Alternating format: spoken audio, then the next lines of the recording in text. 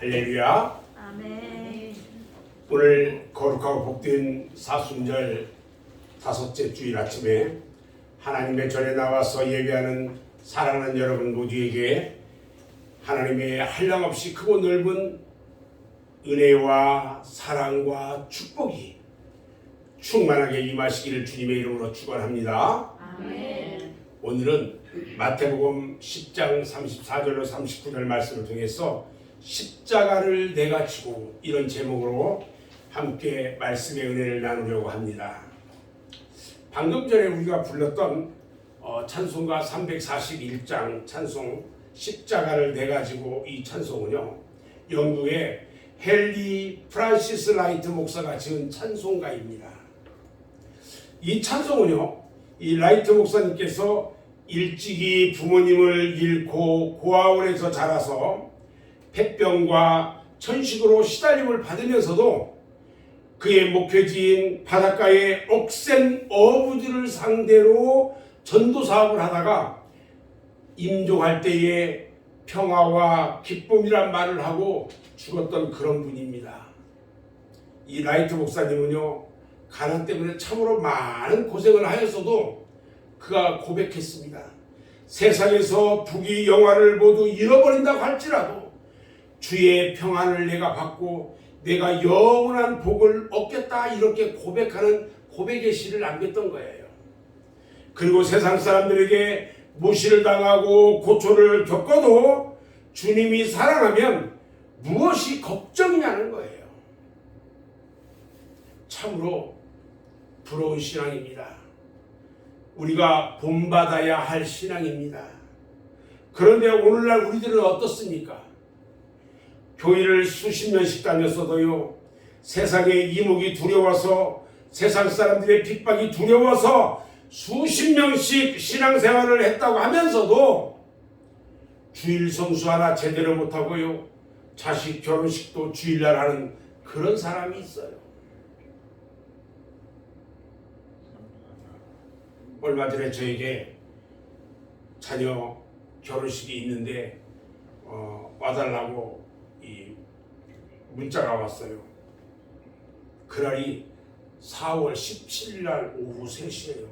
4월 17일이 무슨 날인 줄 아세요? 부활주일이에요. 근데 보낸 분이 누구냐? 목사님이에요. 마음이 깝깝하더라고요. 이것은요, 마치 베드로가 예수님을 3년씩이나 따라다녔어도 3번씩이나 모른다고 부인했던 것처럼 예수님을 저버리는 행위예요. 베드로는요, 3번밖에 부인을 안 했어요.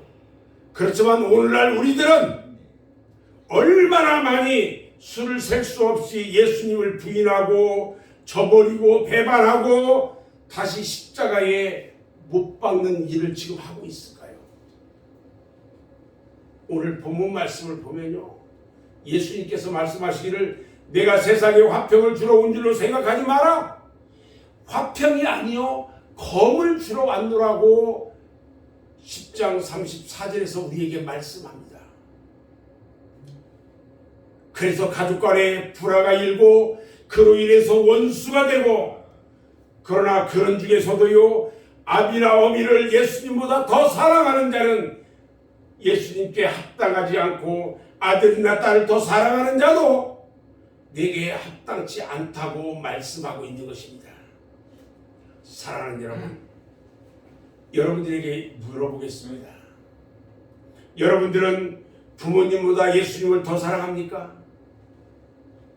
여러분들은 자녀들보다 예수님을 더 사랑하십니까? 만약 그렇지 못한 사람은요, 예수님께 합당한 생활을 하지 못하고 있음을 깨닫고 이 시간 회개하여야 할 것입니다. 아직도 세상의 인연 때문에, 세상의 체면 때문에 예수를 멀리한다면 그는 당연히 예수님에게서 끊어질 수밖에 없는 것입니다. 여러분, 봄에는요, 과실나무들이 있어요. 그러면 과실나무가 있으면 봄에 우리는 뭘 하냐면 전지를 해요. 쓸데없는 나무를 다 자른단 말이에요. 과실을 얻기 위해서 합당치 않은 가지는 모두 잘라버려야 돼요. 잘려버린 가지는 어떻게 돼요? 다 모두 죽고 말아요. 그래서 불로 태워버리는 땔감밖에 들 수 없는 거예요. 그렇기 때문에 우리 성도들은요, 예수님께 합당한 생활과 삶을 살아야 합니다. 예수님으로부터 끊쳐지지 않고 영생 복락을 얻을 수 있는 복된 삶을 살기를 주님의 이름으로 축원합니다. 아멘. 그러나 예수님께 합당한 생활은요, 어떤 생활을 말하는 것일까요? 그것은 바로 십자가를 지는 생활입니다. 오늘 본문 38절 말씀을 보면, 또 자기 십자가를 지고 나를 따르지 않는 자도 내게 합당하지 아니하니라. 자기 목숨을 얻는 자는 잃을 것이요 나를 위하여 자기 목숨을 잃는 자는 얻으리라. 이렇게 말씀합니다. 예수님께서 하신 이 말씀은요, 누구든지 예수님을 따르고 믿는 자는 십자가를 질 수 있는 사람이라야 한다는 말씀입니다. 십자가는요, 예수님께서 온 인류의 죄를 담당하시고 희생하신 것이지만 모든 사람들에게는 저마다 져야 할 십자가가 있어요. 저마다 져야 할 십자가는 바로 주님을 위하고 하나님을 위하고 교회를 위한 우리의 희생과 봉사와 충성을 뜻하는 거예요. 이 일은요, 결코 쉬운 일이 아니에요. 주님께서도 이 십자가를 지시기 전에 간절히 기도를 하였고요, 이 잔을 내게서 옮겨 주옵소서 이렇게까지 하셨어요. 얼마나 괴롭고 힘든 것인지를 우리가 알 수가 있다는 거예요. 그러나 우리 힘들고 괴로운 십자가일지라도 예수님께서 아버지의 뜻에 순종하신 것처럼, 순종하면서 지었던 것처럼 오늘 우리들도요, 각자에게 주어진 십자가를 지고 주님을 따라가야 할 것입니다. 그러면 십자가를 지고 어디로 가야 할까요? 마태복음 27장 33절에 보니까 예수님께서 십자가를 지고 골고다, 즉 해골이라고 하는 곳으로 가셨다고 했어요. 골고다를 해골이라고 부르는 이유는요, 한 두세 가지로 나눌 수 있는데, 그곳에는 사형을 당했던 시체와 두개골들이 널려 있는 곳이기 때문이라고 말하기도 하고요, 그 동산 모양이 마치 해골처럼 생겼기 때문이라고도 말합니다. 또 전설에 의하면 아담의 두골을 이곳에서 찾았다, 이런 이야기도 있어요. 아무튼 십자가는 버려진 땅, 소유당한 곳, 알아주는 이 없고 인정해 준 자가 없는 외롭고 고독한 곳에 세워져야 합니다. 주님은요, 하나님을 떠나서 죄악 속에서 영원히 멸망받을 수밖에 없는 이 세상에서 십자가를 지셨어요. 골고다는요, 죽은 자들이 모인 곳입니다. 인골이 널려 있는 곳입니다. 냄새가 진동하는 곳입니다. 독수리들과 맹수들이 들끓는 곳입니다. 그래서 두렵고 무서운 곳이기도 합니다. 우리 주님은 그곳에 십자가를 세우시기 위해서 이 땅에 오셨고, 그 사명을 이루시기 위해서 십자가 위에서 죽으셨습니다. 사랑하는 여러분, 오늘날도 이와 같은 세상에 십자가가 세워져야 합니다. 여러분의 가정에 십자가가 세워져야 합니다. 그러나 이 죄악이 관영한 골고다와 같은 이 세상에 주님께서 다시 십자가를 지시고 가시게 할 수는 없는 것입니다. 우리가 지고 내가 지고 가야 합니다. 십자가 질 수 있는 성도, 그런 성도가 다 되어지기를 주님의 이름으로 축원합니다. 두 번째, 십자가를 그러면 누가 지고 갈 것인가? 십자가는요, 다른 사람이 질 때를 기다리면 안 됩니다. 다른 사람이 지기 전에 내가 먼저 져야 됩니다. 마태복음 16장 24절 말씀을 보면요, 예수께서 제자들에게 이르시되 누구든지 나를 따라오려거든 자기를 부인하고 자기 십자가를 지고 나를 따를 것이라 말했습니다. 예수님도요, 인류의 구속을 위해서 하나님께서 허락하신 십자가를 남에게 미루지 않았어요. 그리고 당신께서 직접 치셨어요. 구레네 사람 시몬은요, 예수님이 십자가를 지고 골고다 언덕길을 향해서 올라가실 때에 그를 뒤따라가면서 구경하다가요, 로마 병정들이 억지로 지워주는 그 십자가를 메고요, 예수님 대신 골고다에 올라갔습니다. 얼마의 거리가 되는지, 얼마의 시간 동안 져야 하는지 자세한 기록은 성경에 나와 있지 않지만 그의 이 행함은 인류 역사상 길이길이 빛나고 있는 것입니다. 나는 그 십자가가 주님을 위하고 하나님을 위하고 교회를 위한 희생과 충성과 봉사라고 오늘 말씀드렸어요. 이런 십자가를 누가 다른 사람이 할 때까지 기다린다면 안 되는 거예요. 내가 먼저 해야 합니다. 이런 것은요, 바로 신앙의 열매이고 행함의 믿음입니다. 그러나 십자가를 지는 것이 말처럼 그리 쉬운 것은 아니에요. 아리마대 사람 요셉이라는 사람은요, 예수님이 십자가 위에서 운명하시자 대제사장들에게 찾아갑니다. 그리고 가서 당돌하게 예수님의 시체를 달라고 말합니다. 그리고 자기가 죽으면 들어갈 새로 만든 무덤에 예수님을 장사 지내셨어요. 감히 아무도 하지 못하는 일을 했습니다. 참으로 훌륭한 신앙이라고 할 수 있어요. 남들이 하지 못하고 남들이 안 하는 일을 하는 것도 십자가를 지는 것입니다. 그러면 십자가를 어떻게 져야 할까요? 어떤 방법으로 져야 할까요? 저는 몇 가지로 생각해 봤어요. 첫 번째는요, 십자가는 눈물로 져야 합니다. 사랑하는 여러분, 십자가의 길은요, 눈물의 길이에요. 눈물 없이 질 수 없는 길이에요. 또 눈물 없이 갈 수 없는 길이기도 합니다. 그래서 일제강점기에 신사참배를 반대하다가 옥중에서 순교한 주기철 목사님은요, 이런 찬양시를 남겼어요. 서쪽 하늘 붉은 노을, 이런 찬송시를 쓰고 그분은 불렀어요. 서쪽 하늘 붉은 노을 영문 밖에 길이라네.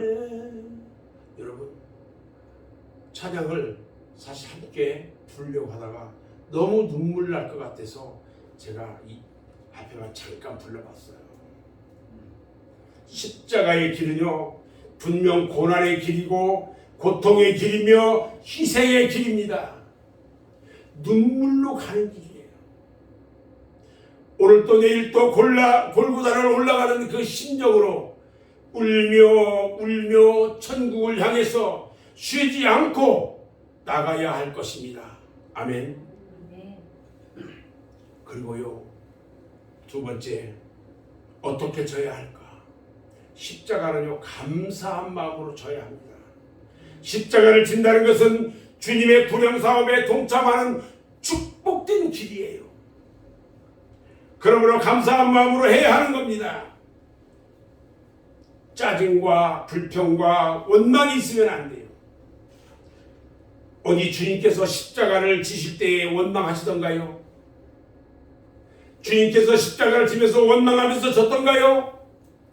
불평하시던가요? 항상 감사한 마음으로 해야 은혜가 되고 축복이 되는 것입니다. 빌립보서 4장 6절 말씀에 보면요, 아무것도 염려하지 말고 다만 모든 일에 기도와 간구로 너희 구할 것을 감사함으로 하나님께 아뢰라 이렇게 말씀합니다. 세 번째 방법은요, 십자가는 기도로 지고 가야 돼요. 누가복음 22장 40절 말씀에 예수님께서는요, 십자가에 쓴 자를 앞에 놓고 감람산으로 올라가셔서 제자들에게 시험에 들지 않게 기도하라고 부탁하시면서 예수님도 친히 엎드려서 땀방울이 핏방울이 되도록 쉽게 기도하셨어요. 기도하지 않는 사람은요, 십자가를 질 수가 없어요. 아니, 십자가를 질 자격이 없어요. 기도하지 않는 사람이 어디 교회에 충성하는 거 본 적 있습니까? 기도하는 사람이 충성도 하고요, 봉사도 하고요, 감사도 하고요, 11조도 하고요, 주일 성수도 하고 전도도 하는 겁니다.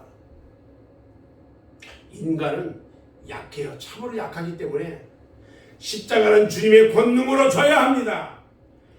주님의 권능은요, 성령이 임할 때 우리에게 선물로 주시는 것이에요. 그 성령은요, 기도하는 사람에게만 은혜로 주시는 거예요. 야고보서 5장 13절 말씀을 보면 너희 중에 고난 당하는 자가 있느냐? 그는 기도할 것이요, 이렇게 말씀합니다. 기도는요, 능력을 받는 원동력이 되는 것입니다. 기도는요, 만사를 다 변화시켜요. 기도는요, 불가능한 것을 가능하게 만들어줍니다. 하나님께 간절히 기도해서 하나님의 주시는 능력을 받아서 자기의 십자가를 지고 주님을 따를 수 있는 성도 여러분들이 다 되시길 주님의 이름으로 축원합니다. 네 번째 방법은 뭘까? 십자가는 죽음으로 지고 가야 합니다.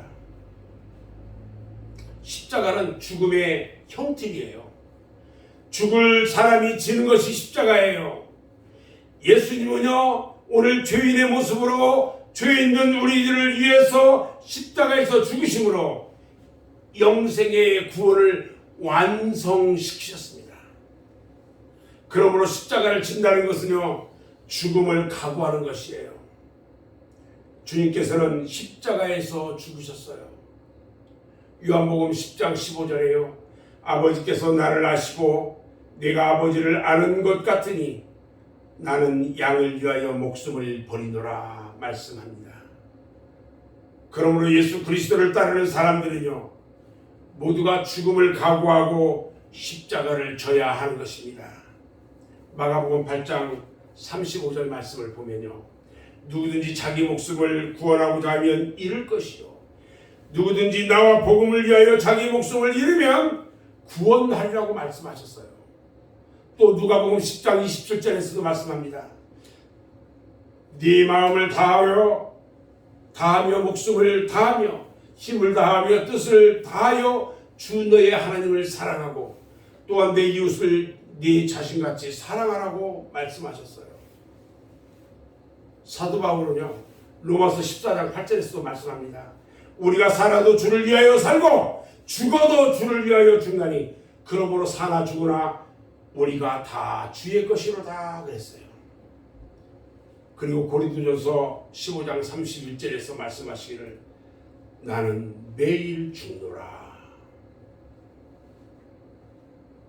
여러분, 십자가는요, 죽음으로 지는 것이고 철저하게 자기를 죽이는 자, 그런 자에게 온전하게 승리의 십자가를 감당할 수가 있게 하시는 겁니다.